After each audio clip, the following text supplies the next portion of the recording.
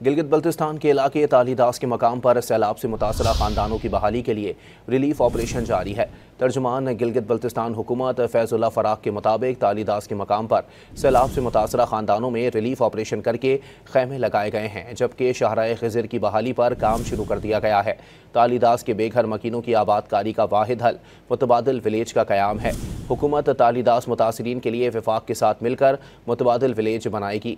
वज़ीर आला गिलगित बल्तिस्तान ने मुताल्लिका इदारों को बहाली ऑपरेशन तेज़ करने की हिदायत की है। तालीदास में बनने वाली मसनूई झील में पानी कम हो रहा है, जबकि दाइन पुल बहाल ना होने से कई बस्तियों का शहर से राबता कट चुका है। हुकूमत गिलगित बल्तिस्तान आर्जी कश्तियों के ज़रिए लोगों की मदद कर रही है। हुकूमत तालीदास मुतासरीन के लिए वफाक के साथ मिलकर मुतबादिल विलेज बनाएगी।